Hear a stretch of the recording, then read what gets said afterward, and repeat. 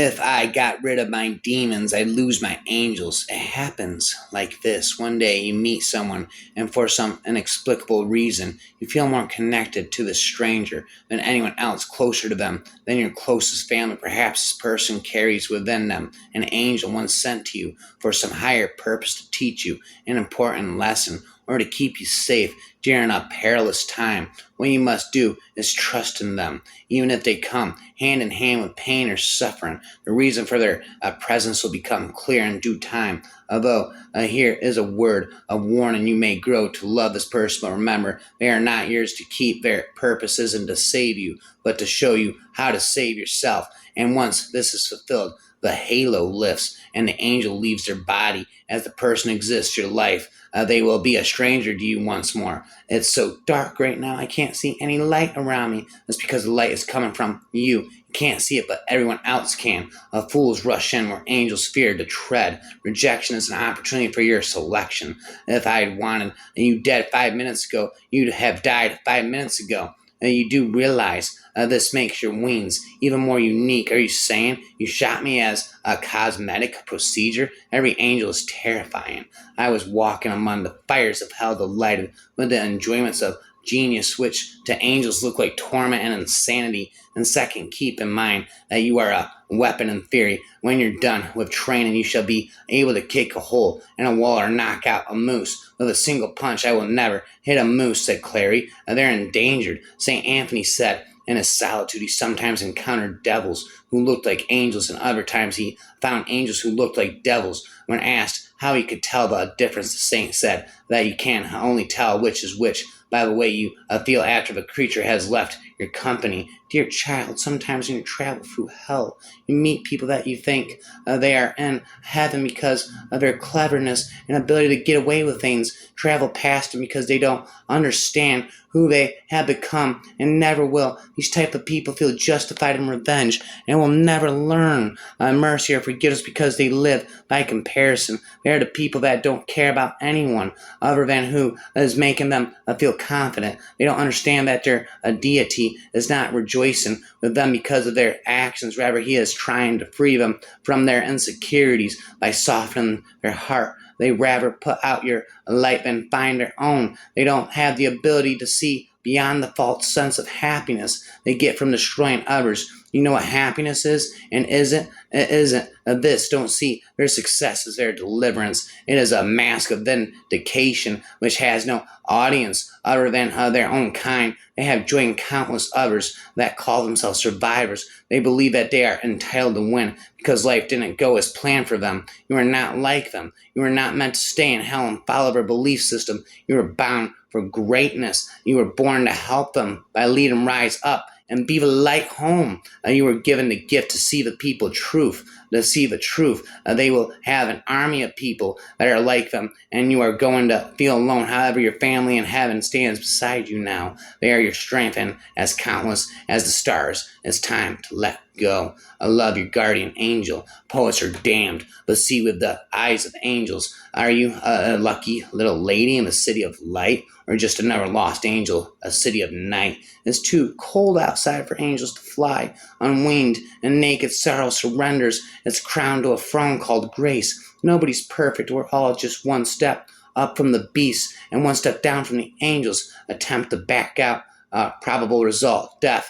After painful torture, option 2, do a job and hope. Probable result, death, but probably no torture, good. Some of the most beautiful things worth having in your life come wrapped in a crown of thorns. For the first time and forever, he was stunned to silence, not by her words, but by the tenderness in her hands, the worry in her eyes. He was an archangel. He'd studied. He'd been wounded, far, far worse, and shrugged it off. But then there had been no woman with sun kissed by the sunset and eyes of storm gray to tear into him for daring to get himself hurt. And when once we quit the basis of sensation, all is in the wind. To talk of immaterial existences is to talk of nothings. To say that the human soul, angels, God, are immaterial is to say they are nothings, or or that there is no God, no angels, no soul. I cannot reason otherwise, but I believe I am supported in my creed of materialism by Locke, Tracy, and Stewart.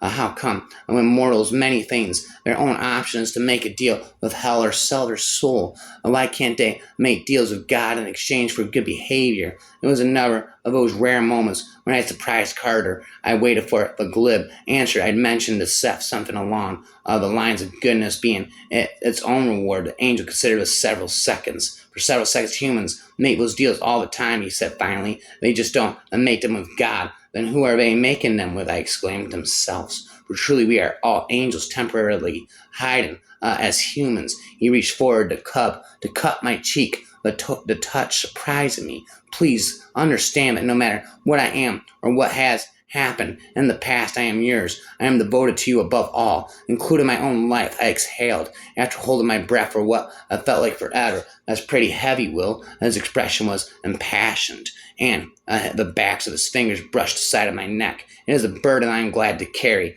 I have need of angels. Enough hell has swallowed me for too many years. But finally understand this, I have burned up 100,000 human lives already from the strength of my pain. Love is a dangerous angel, and while loose dream below of the most glorious wings, unfurling the likes of which she'd never seen before. Two angels in the rafters shook hands. He narrowed his gaze, answered literally, "It's the name of an angel." Penelope tilted her head, thinking, "I've never heard of him." "You wouldn't have. Was he a fallen angel?" She was, yes. He hesitated, not wanting to tell her the story, but unable to stop himself. Lucifer tricked her into falling from heaven. Tricked her how? He met her gaze. She fell in love with him. Penelope's eyes widened. Did he fall in love with her? Like an addict loves his addiction. The only way he knew how. She shook her head. How could he trick her? He never told her his name. How does she have wings so she could fly? How angels sleep unsoundly. They toss and turn, trying to understand the mystery of a living. They know so little about what it's like to fill a new prescription for glasses and suddenly see the world again with a mixture of disappointment and gratitude. Also, they don't dream. For this reason, they have one less thing to talk about in a backward way. When they wake up, they feel as if there is something they are forgetting to tell each other. There is a disagreement among the angels as to whether this is a result of something vestigial or whether it is a result of the empathy they feel for the living, so powerful it sometimes makes them weep, and generally fall into these two camps on the subject of dreams. Even among the angels, there is the sadness of division. He smiled. "We go inside. I'm going to get tennis. And there," I grumbled. "Don't go rolling in piles of dirt and rusty nails, and you'll be fine. You're an ass. We be light, and we be life. We be fire. We sing electric flame. We rumble underground wind. We dance heaven. Come be we and be free." "Ellie, you need to understand," he said softly. "I exist only to serve you and fight by your side. Whether that fighting is to preserve your life or to make sure you smile, that is what I am built to do. You're all I have, and I'll watch over you forever and ever. Do not neglect to show hospitality to strangers, for by doing that some have entertained angels without knowing it. Gabriel, this has to be his fault. Somehow I'm going to track him down, pluck out his angel feathers, and stuff a pillow with them.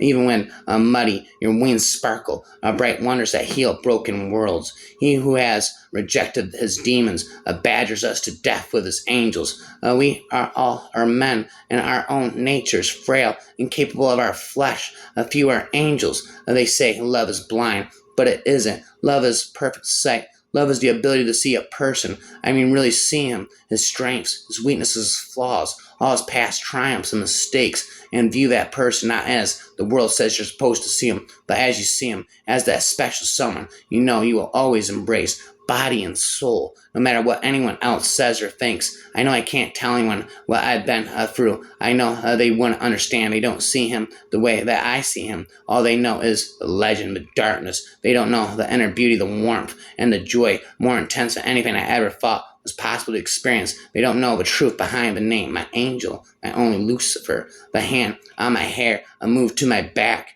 and I realized someone was singing softly. The voice was familiar, and something about it made my chest ache. Well, that was to be expected. Angel songs would be awfully poignant. I was working as a waitress in a cocktail bar when I met you. The voice crooned. I frowned. Was that really an appropriate song for the heavenly host to be? You fainted, and I caught you. It was the first time I supported a human. You had such heavy bones, I put myself between you and gravity impossible. Are you coming with us? He looked down at me, his eyes a cool mint green. He seemed to have calmed down since Caden laughed. If you wish, I would feel better if you were close, I whispered. Caden freaked me out, and then of course he said, I'll follow you anywhere. When the devil waged war in the heavens, even angels had to fall. How I wish I was like the water, flowing so freely, with every drop let my every emotion wonder, no need to start nor even stop. How I wish I was like the fire,